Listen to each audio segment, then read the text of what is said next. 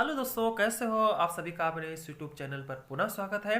दोस्तों, इस वीडियो में आज मैं क्लास 11 फिजिक्स में एक इम्पॉर्टेंट क्वेश्चन लेकर आया हूँ, औसत चाल और औसत वेग का। इससे पहले वाली वीडियो में हमने औसत चाल और औसत वेग का डेरिवेशन कराया है और बताया है कि औसत चाल किसे कहते हैं, औसत वेग किसे कहते हैं। फिर उसके बाद मैं एक क्वेश्चन एग्जाम्पल के तौर पर लेकर आया हूँ कि औसत वेग और औसत चाल का कैसे क्वेश्चन पूछा जाता है और कैसे हम सोल्व करेंगे।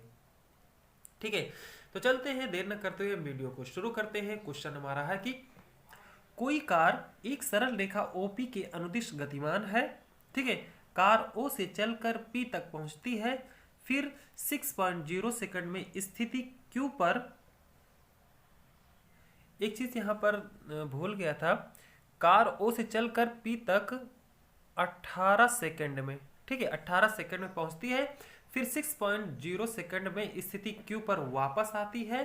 कार के औसत वेग एवं औसत चाल की गणना कीजिए। ठीक है, दो क्वेश्चन यहां से पूछा जा रहा है। ठीक है, ए, जब कार O से P तक जाती है, ठीक है, ये O से P तक जाती है, ठीक है, और नंबर 2, जब वह O से P तक जाकर पुनः Q पर वापस आ जाती है, यानी O से P जाएगी, फिर यहीं P से लौट आएगी Q तक। ठीक है, तो हमें औसत चाल और औसत वेग की गणना करना है। ठीक है, तो यहाँ हमें बताया गया है कि O से P तक का जो समय है T है वो 18 सेकंड का है, और P से लेके Q तक का जो समय है वो 6 सेकंड का है। ठीक है, ये समय हमको दिया गया है। अब हम निकालेंगे औसत वेग। ठीक, औसत वेग का हमने फार्मूला आपको बताया है। औसत वेग का हमने फार्मूला बताया है कि कुल विस्थापन अपान कुल समय, यानी हम लोग लिख सकते हैं कि विस्थापन अपान समय अंतराल। समय अंतराल हमने बताया था कि डेल्टा x अपान डेल्टा t लिखते हैं, या x2 माइनस x1 अपान t2 माइनस t1। ठीक है, इतना याद रखना। अब O से P तक का जो विस्थापन है, देखिए एक सीधी रेखा में है। ठीक है, तो O से तक P तक जब जाएंगे तो यहाँ से यहाँ तक का जो दूरी है वो 360 मीटर है। ठीक है, तो हम लिखे x2 आप मान सकते हो कि 360 है, और x1 जो है वो 0 है, जहाँ से शुरुआत करेगा। ठीक है, यहाँ से यहाँ तक का समय आने में कुल समय आपको 18 सेकंड दिया गया, चाहे 18 लिख दो और चाहे 18 माइनस 0 लिख दो, क्योंकि शुरुआत में जब फाइनल में यहाँ से यहाँ तक 18 सेकंड और शुरुआत में जो समय था वो 0 था। ठीक है, तो ये हो जाएगा 360 अपान 18। ठीक है, तो 18 टू जा 36 होता है, यानी 20 मीटर पर सेकंड। ये हमारा औसत वेग आ जाएगा। ठीक, अगर औसत चाल की बात करें तो औसत चाल की बात करें तो कुल दूरी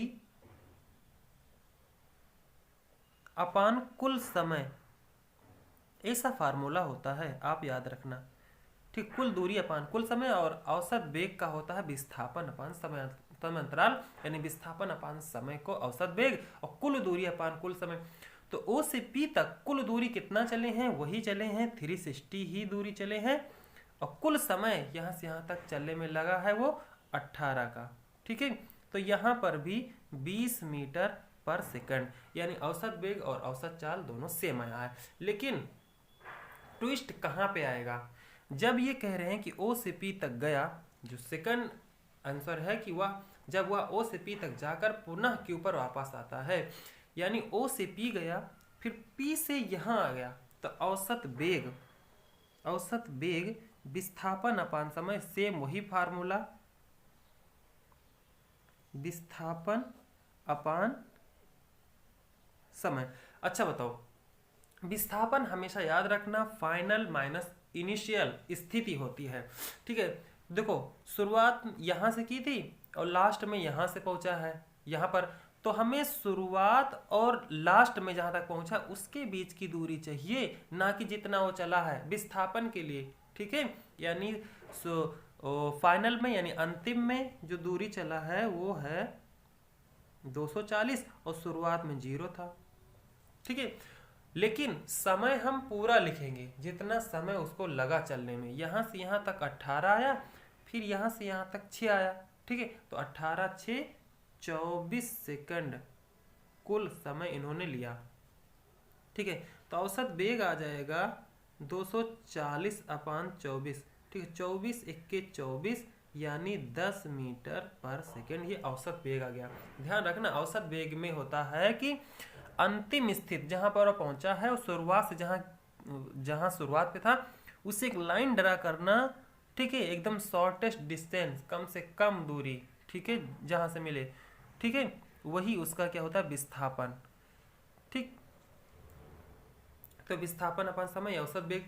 लेकिन कुल दूरी यहाँ पर अलग हो जाएगी, वो औसत चाल यहाँ पर अलग हो जाएगी। ध्यान रखना कि औसत चाल यहाँ पर क्या होगा, तो औसत चाल के लिए आप यही फार्मूला, कुल दूरी अपान कुल समय। ये चीज़ बहुत ही इंपॉर्टेंट है, कुल दूरी, लेकिन वहाँ पर विस्थापन, कुल दूरी अपान कुल समय। तो कुल दूरी कितना चला है, देखो ओ से पी तक गया 360, और 360 से फिर यहाँ से यहाँ तक चले आए हैं। ठीक है, अब देखो एक पॉइंट दूसरे पॉइंट के बीच में 40-40 का गैप है। ठीक है, 360 से यहाँ तक फिर 40 आएंगे।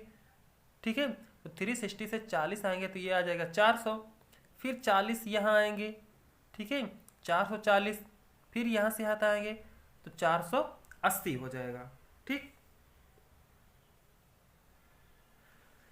तो ये होगा, या इस तरह भी लिख सकते हैं कि पहले 360 गए, फिर यहाँ से देखो 40 40 40 4 3 12 प्लस 120 मीटर लौटे हैं, और कुल समय यहाँ पर भी 24 ही लगा है। ठीक, तो हम क्या करेंगे, ये आ जाएगा 480 मीटर कुल दूरी चले हैं, और समय जो लगा है 24, 24 दूना 48 होता है, यानी 20 मीटर पर सेकेंड औसत चाल आ जाएगी। ठीक है, ध्यान रखना औसत चाल और औसत वेग में क्या अंतर होता है।